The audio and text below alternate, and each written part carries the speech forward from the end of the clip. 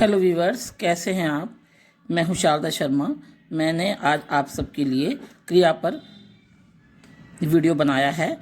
इसमें क्रिया किसे कहते हैं, कर्म के आधार पर क्रिया, इसके बारे में विस्तार से चर्चा होगी। सबसे पहले क्रिया कहते किसे हैं, उदाहरण देते हुए लिखें। उत्तर: जिस शब्द से किसी कार्य के होने या करने की स्थिति का बोध हो उसे क्रिया कहते हैं। जैसे इस समय मैं पढ़ रही हूँ और आप सुन रहे हैं, तो हम दोनों एक साथ क्रिया कर रहे हैं, हम सब। इसका उदाहरण देखिए, जैसे बच्चा गीत गा रहा है, बच्चा क्रिकेट खेल रहा है। कुछ क्रिया शब्द जैसे बैठ, उठ, खेल, सो, जाग, पढ़, लिख, गा, जा, आ, पी, भाग, दौड़, काट, खा, जल, तल, धो, बो आदि, ये सभी शब्द क्रिया के सामान्य रूप अर्थात मूल रूप हैं, अर्थात धातु हैं। तो इससे एक प्रश्न बनता है आपका कि धातु किसे कहते हैं। उत्तर: क्रिया का मूल रूप धातु कहलाता है। जैसे बैठ, उठ, लिख, पढ़, सो, बो आदि। मैंने इसी में से ही उदाहरण यहाँ लिखे हैं। अब इनमें ना प्रत्यय जोड़कर क्रिया का सामान्य रूप बनता है। अब प्रश्न बना, क्रिया का सामान्य रूप कैसे बनता है। इसका उत्तर है, क्रिया के मूल रूप को धातु कहते हैं तथा मूल रूप से ही क्रिया का सामान्य रूप बनता है। हम इसमें ना प्रत्यय जोड़कर क्रिया का सामान्य रूप बनाते हैं। जैसे सो जमाना सोना, दौड़ जमाना दौड़ना, लिख जमाना लिखना, खा जमाना खाना, पढ़ जमाना पढ़ना, बैठ जमाना बैठना आदि। कुछ मैंने इसमें लिखे नहीं है, थोड़े ही एग्जाम्पल लिखे हैं। अब आता है क्रिया का प्रयोग वाक्य में। क्रिया का वाक्य में प्रयोग उसका रूप बदल देता है, यानी कि जब हम क्रिया को वाक्य में लेते हैं तो वो लिंग वचन कारक के अनुसार बदल जाती है। देखिए कैसे इनका रूप लिंग वचन कारक की दृष्टि से बदल जाता है। जैसे सोना, राधा देर तक सोती है। दौड़ना, राधा तेज दौड़ती है। लिखना, राधा सुंदर लिखती है। खाना, राधा कम खाती है। मैंने सारे स्त्रीलिंग के उदाहरण लिए और आपको बताया। हम पुल्लिंग का उदाहरण भी ले सकते हैं। मोहन देर तक सोता है, मोहन तेज दौड़ता है, मोहन सुंदर लिखता है, मोहन कम खाता है। तो आप देखिए क्रिया जो है, पहले स्त्रीलिंग थी क्रिया सारी की सारी और अब पुल्लिंग हो गई है, लेकिन सोना दौड़ना ये क्रिया का मूल रूप है। वाक्य में प्रयोग होते हुए इनका रूप बदल गया है। अब प्रश्न बनता है कि क्रिया के भेद कितने होते हैं। कर्म के आधार पर क्रिया के कितने भेद हैं। कर्म के आधार पर क्रिया के दो भेद हैं। नंबर 1 अकर्मक क्रिया, नंबर 2 सकर्मक क्रिया। अब हम जानते हैं अकर्मक क्रिया क्या होती है। जिन क्रियाओं के कार्य यानी कि व्यापार का फल या प्रभाव सीधे कर्ता पर ही पड़ता है वे अकर्मक क्रियाएं कहलाती हैं। जैसे चिड़ियाँ उड़ रही हैं, बहुवचन है चिड़ियाँ इसलिए क्रिया बहुवचन है। जोकर हंसाता है, जोकर एक वचन है, क्रिया एक वचन है। राम जाता है, राम पुल्लिंग है, एक वचन है, इसलिए क्रिया पुल्लिंग है और एक वचन है। विशेष आकर्मक आजमा कर्म यानी कि कर्म के बिना। अकर्मक क्रिया की पहचान। अकर्मक क्रिया की पहचान के लिए यदि, क्या, किसे, किसको आदि प्रश्नों के उत्तर हमें नहीं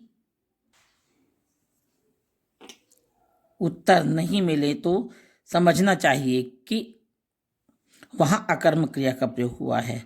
अधिकांशतः अकर्मक क्रियाएं, जैसे कुछ क्रियाएं हैं जो अधिकतर अकर्मक ही रहती हैं। जैसे रोना, सोना, उड़ना, निकलना, नाचना, डरना, रहना, उछलना, अकड़ना, चमकना, मरना आदि। अब हम वाक्यों में क्रिया का प्रयोग करके देखेंगे। अकर्मक क्रियाएं जैसे चिड़िया उड़ रही है, एक वचन। चिड़ियाँ उड़ रही हैं, बहुवचन। हाथी चल रहा है, एक वचन। हाथी चल रहे हैं, बहुवचन। क्रिया से हमें अंतर पता लगेगा कि हाथी, ऊपर वाला वाक्य एक वचन है और नीचे वाला हाथी बहुवचन है। गाड़ी चलती है, एक वचन। गाड़ियां चल रही थी, गाड़ियां चल रही थीं, बहुवचन। अब आता है क्रिया का दूसरा भेद, सकर्मक क्रिया।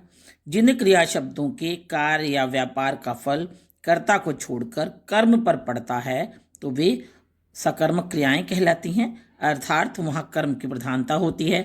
जैसे राम रोटी खाता है, राम क्या खाता है? राम रोटी खाता है। धोबी कपड़े धोता है, क्या धोता है? कपड़े। घोड़े क्या चर रहे हैं? घास, घोड़े घास चर रहे हैं। अब आता है विशेष सकर्मक, स जमा कर्म, कर्म के साथ। सकर्मक क्रिया की पहचान। सकर्मक क्रिया की पहचान के लिए वाक्य में क्या किसको लगाकर प्रश्न करने पर यदि उसका उत्तर मिले तो वहाँ सकर्मक क्रिया होगी। अब आता है अप्रत्यक्ष कर्म। सकर्मक क्रिया में कभी कभी कर्म अप्रत्यक्ष होता है, जो कि हमें पहचान नहीं हो पाती है, तो ये सकर्मक क्रिया में कभी कभी कर्म अप्रत्यक्ष होता है। जैसे अप्रत्यक्ष कर्म, नमन पढ़ता है, नमन खाता है। इन दोनों वाक्यों में ही नमन एक में पढ़ रहा है, एक में खा रहा है।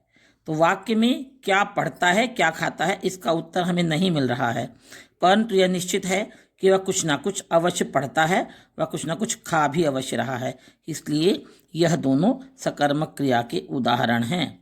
सकर्मक क्रिया के वाक्य, राधा कलम से लिखती है, एक वचन। राधा और गीता कलम से लिखती हैं, बहुवचन।